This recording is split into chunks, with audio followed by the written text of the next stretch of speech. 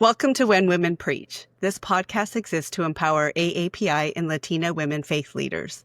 It was created and is hosted by Isaac, the innovative space of Asian American Christianity, where our mission is to soar beyond seminary. My name is Cris Otonari. We're also here with our co-founder and CEO of Isaac, as well as the founder of this podcast, Young Lee Hertig. I'm super excited to announce our guest for this episode, Ajung Sojwal, because she is not just an incredible leader in her community, but she is also a friend. So Ajung, welcome back to When Women Preach. We're so grateful to have you here today. Thank you, Cris. Thank you, Young, for this lovely opportunity again. I'm so delighted to be speaking to you both. Thank you. Well, I met you at a Pastoral Lab retreat. So you were part of a Pastoral Lab cohort for 2 years. Can you give us your thoughts on what role peer communities play in sustaining faith leaders who often feel isolated? That's something we hear a lot in the cohorts. Yeah, it's the Pastoral Lab and also some other women support groups, especially in terms of Asian American women groups who are engaged in many different types of ministry, not just in church ministry, but other ministries. It has been really a source of support and a source of what I spoke of earlier as a transformation for me. Really sharing each other's stories, but also for me to train myself to really be present in the story of somebody else. Often I think one of the things that happen when you're going through difficult times and you're trying to get across your own story in the midst of the conversation is that you are thinking about how to tell your story. And it was really an intentional move on my part to think about what transformation would look like for me in that situation, and to say, I need to train myself to really listen to the story of the person who is sharing the story without having to think of my own story. And I think that's where I really began to see, in fact, my own story being transformed when I listened to the story of another person going through the same kind of challenges that I faced in my own ministry, in my own faith walk. And I think those kind of help me to see things differently, as well as to develop a lot more meaningful empathy with another person. I want to highlight what struck me the most about what you shared with me is that during the time when you joined Pastoral Lab, you were actually struggling whether to continue your ministry with Episcopal Church denomination. Right. And after a few years, you have become the icon. From where I'm sitting at, you are a icon of Asian American woman Episcopal denomination's rector. And we have 2 Episcopal women, I'm finding out, who have that position, lead pastoral position. Episcopal denomination calls rector, RECTOR. So share with us a little bit more how you changed your mind or how you solidified your calling as you joined the cohort and the power of community. Yeah, so I think, Young, you know much more than anybody else in terms of my own struggle being in the Episcopal Church, where I certainly felt a very strong call into the church. And it could be because, I happened to kind of slowly walk into the Episcopal Church from my Baptist church background. And I went to seminary in India, getting acquainted with the Anglican Church, and then also marrying somebody from an Anglican background and slowly becoming a member of the Anglican Church and slowly finding myself in the Episcopal Church in the United States. And so exploring my call into ordained ministry in the Episcopal Church right from the get-go has been a struggle. It has been a movement that I would think of it more as an upstream movement, as fighting against all that was coming downstream, so to say. And it was not just at that point when I spoke to you just after the pandemic or during the pandemic, but right from the beginning, I have been questioning why this church, and somehow God walked me through those difficult times. I think one of the things that really helped me to hang on to my sense of call in the Episcopal Church was a sense of understanding the presence, my presence in the now, Mm-hmm. which really helped me to train myself to be present in the moment with people that I was ministering to. Mm-hmm. And because when you look at the larger picture, there's always something or the other that seemed to be against me. Not so much me personally, but I think the Episcopal Church system at that time, maybe even now, was not set up to welcome somebody like me into a position of leadership. Because traditionally it has been a very white denomination and also white elite congregants and leadership. And for a long time, the elite understanding of elite has been dominated by the white population. And so I think in that kind of a scenario, it was just really hard for people to see me as somebody who might be their priest in the church. But that was the systemic understanding of things. But when I came face to face with people on an individual level on the grounds, the interaction, the relationship with people was very different. And I think having difficult conversations about my identity in the midst of a predominantly white church, in very candid conversations, I think helped me to stay rooted in the call that I felt in my life from God. And I think even today I find that struggle ongoing, but I have to tell myself, be in the moment, be present in the moment.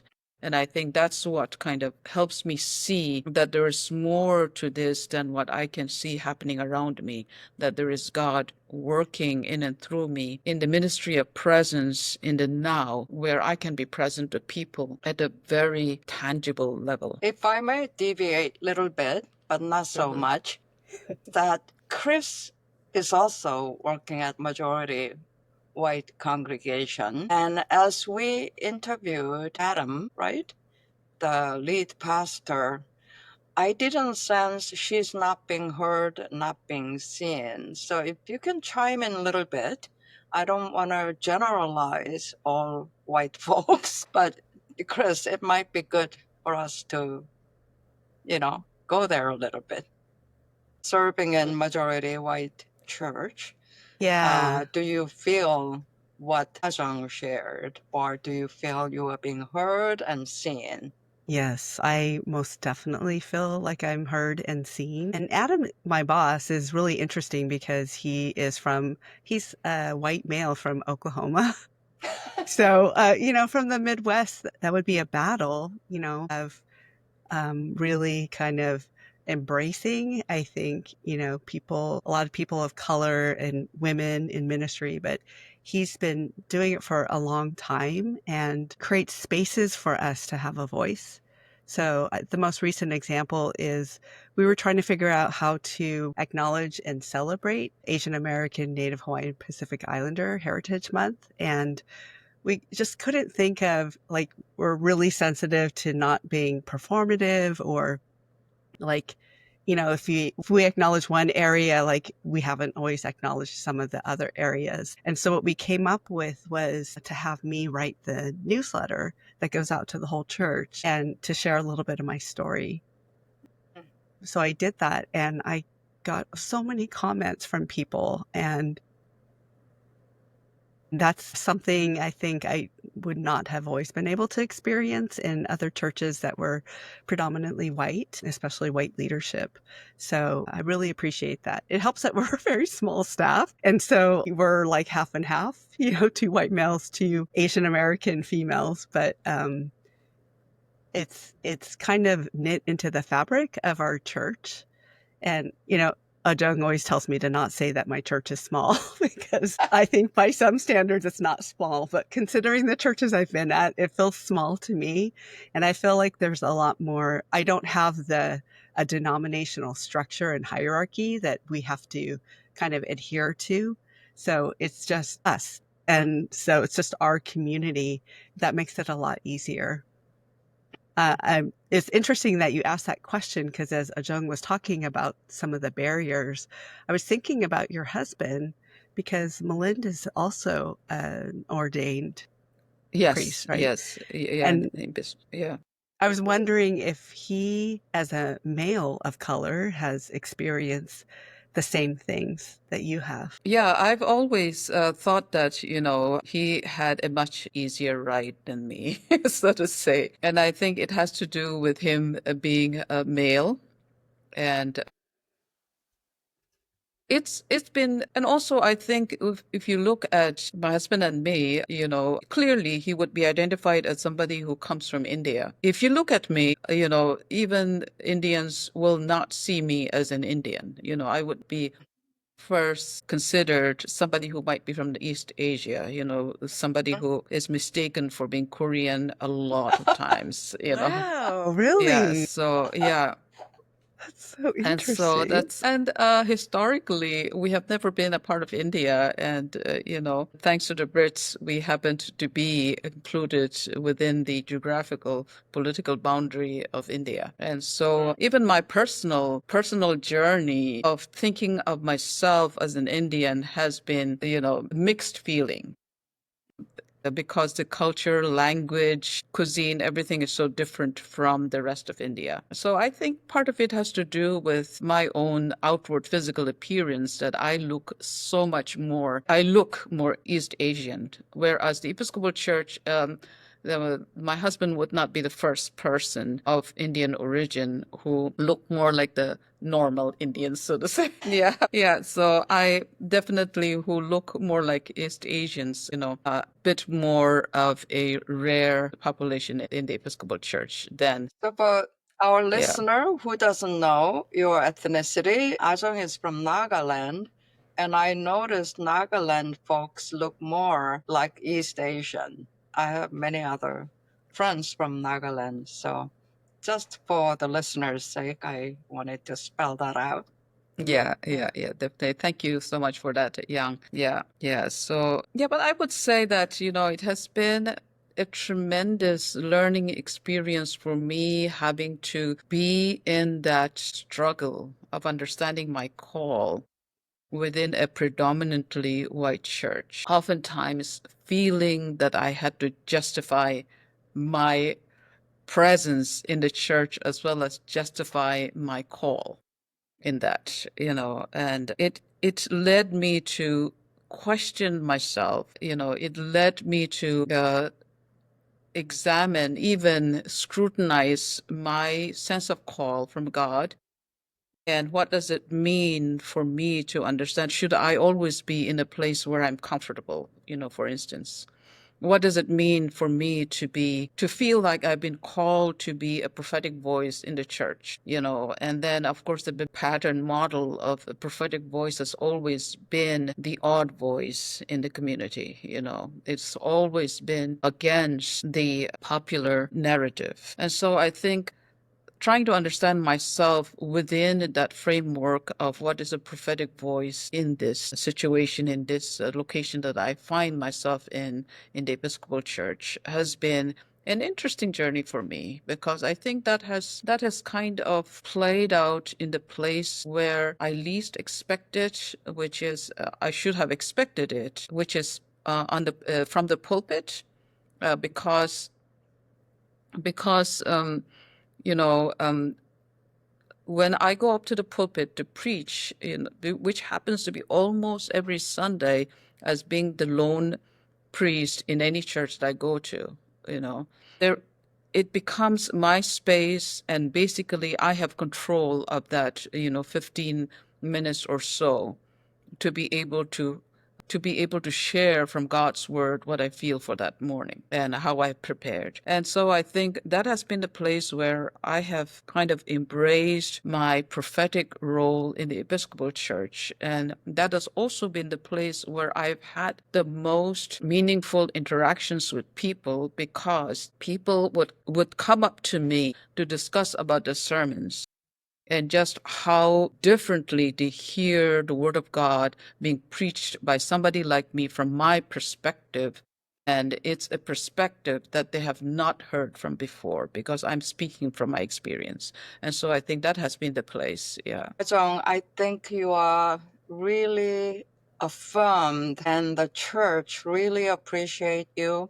You are too humble, but I'm going to brag about you. That's my mission, is that they even reduced your priest in charge status, and you're going to be installed in October as the lead pastor, rector of All Saints Episcopal Church, Palo Alto. Can you share with us a little bit how that transitions from feeling too much on the margin to now you are closer to the center and you are being seen and heard and appreciated? Yeah. So, these days, in the Episcopal Church, there's a trend that the bishops are encouraging churches, when they're calling a new priest, to call them as priest in charge, with a contract for 3 years. It's mainly because there has been a lot of cases where the relationship has not worked out for the priest and the congregation. And then if you call a rector right from the beginning, then to bring that relationship to an end, it just involves a lot more than, if you were working within a contract of 3 years. Yeah, but there's always the contract for 3 years as priest in charge always comes with a caveat that with an option to be called as rector, after evaluating how the relationship is going. So in a sense, my situation is not unique.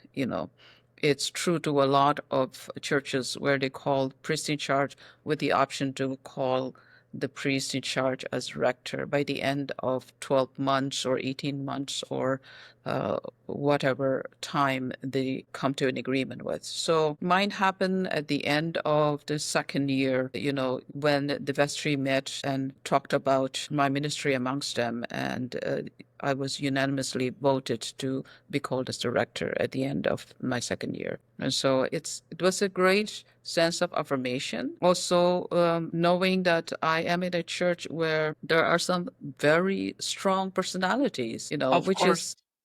which is good. I like that place because I don't want to be in a place where people are just following me if I say so. I want to Right. be in conversation. I want to Mhm. be in a place where people are in discussion with me about why I do things and why I believe certain things. And I think this has been that kind of a place where, with the many opinionated people, I'm able to actually sit down and have some very meaningful discussions about what it means to be a person of faith in community, especially today in our world and also in the context of the Silicon Valley.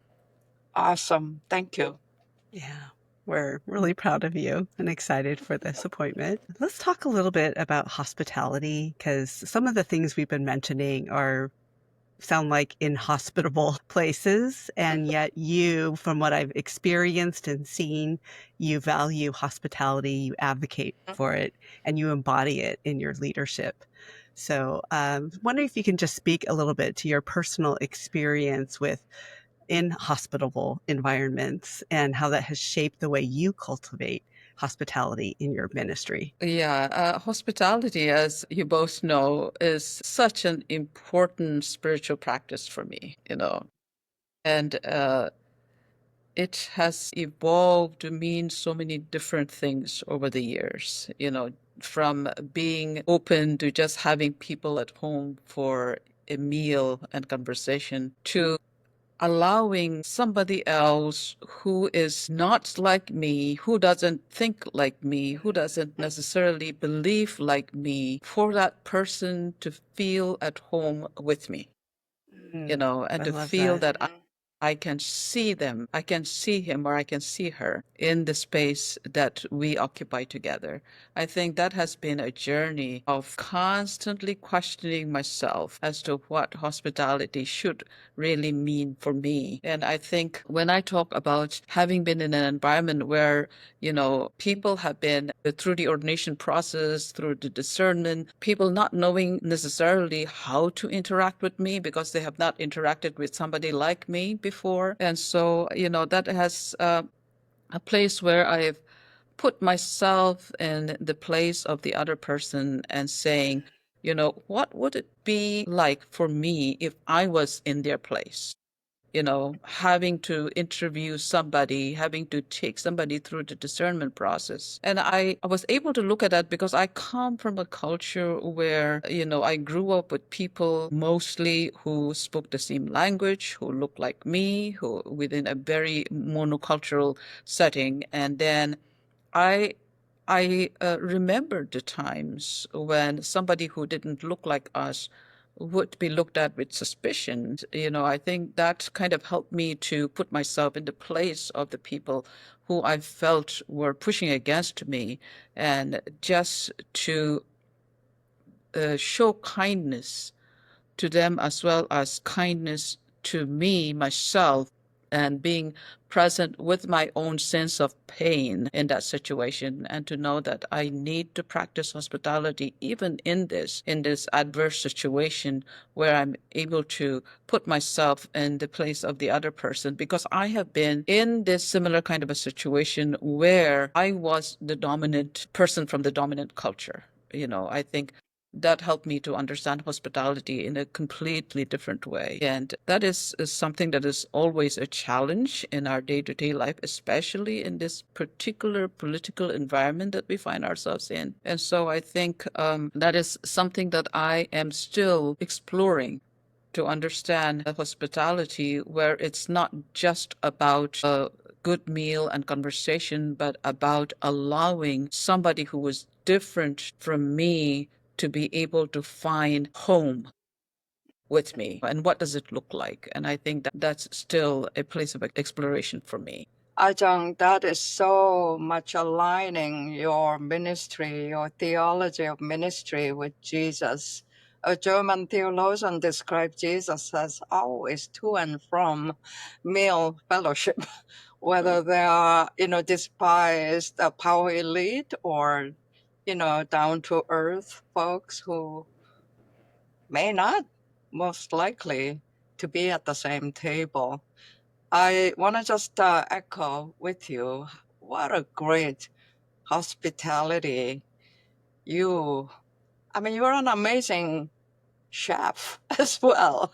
Your food is so nurturing, and I think your space is so open.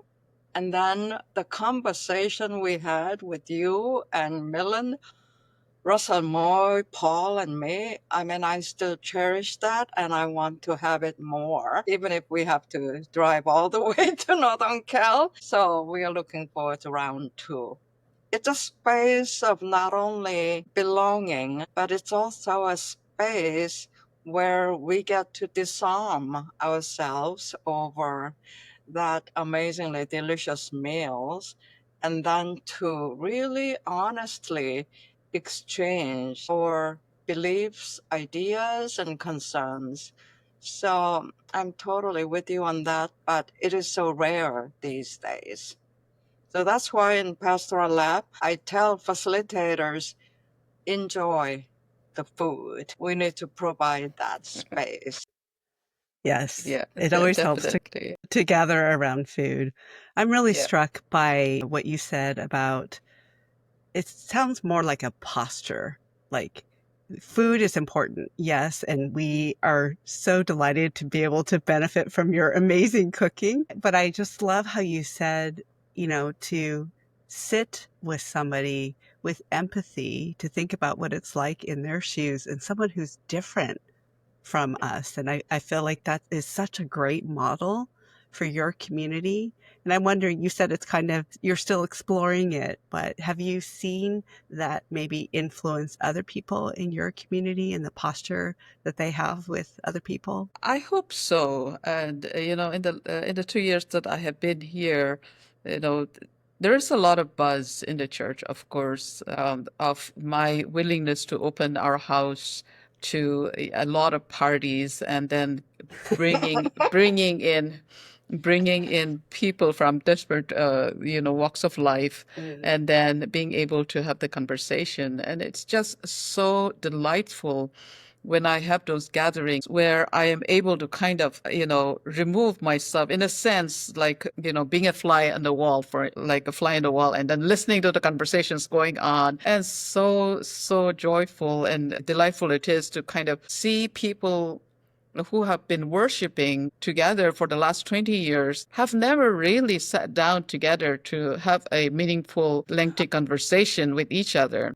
And in the mix of it, some newcomers who they have met for the last 2 weeks and come in, and then to just be curious about each other and to see that in front of me, relationships are being formed. And then there is a certain space that is being opened for the newcomer, as well as the people who have been worshiping here for a long time, to experience a sense of belonging with each other in that space. It's been just wonderful to see, and then I can see it now happening Sunday after Sunday when I have a lot, we have, like any church, and being a downtown church, we have a lot of visitors coming in. And then as I have tried to communicate in not so subtle ways to tell people that whoever comes through the door of the church, know that, there is an opportunity for you to know that person, not so much as putting in, to the numbers that we are seeking for, but just to be there as the opportunity to meet somebody who is different and to hear somebody's story. I can see the difference that people are willing to, get out of their comfort zone in a place where churches have this habit of people coming and worshiping and sitting in the same pew every Sunday. It's just wonderful to see people actually get up and talk to newcomers, and then to even sit at the coffee hour to get to know the person at a much deeper level. So I think it's happening as changes happen so slowly in churches. I do believe that the Holy Spirit is at work to make that happen more and more. Hallelujah. It's amazing. You're such a great pastor. Wow. Oh, thank you. Well, thank you so much for joining us today. It was just wonderful to hear what God's doing in and through you. Any last thoughts, Jan? Yeah. I just want to say, Ajung, thank you for also participating in May for Her campaign, and you are paying it forward as well.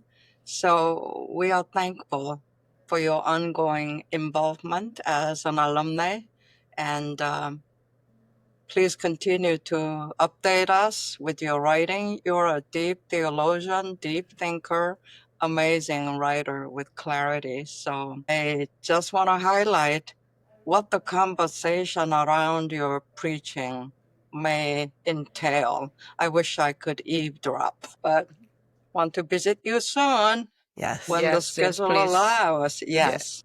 Thank you. Anytime. Thank you Thank so you. much for this opportunity.